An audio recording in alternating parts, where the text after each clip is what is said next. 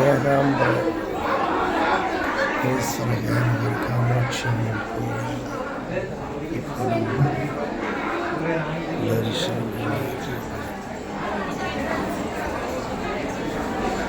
அண்ணாமலை 10 ரூபாய் எடுக்கிறியா தண்ணி சொல்லியா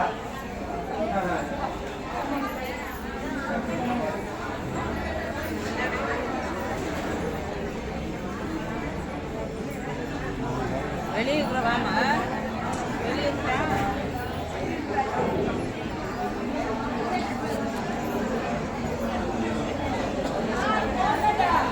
கூட கட்டுறாங்க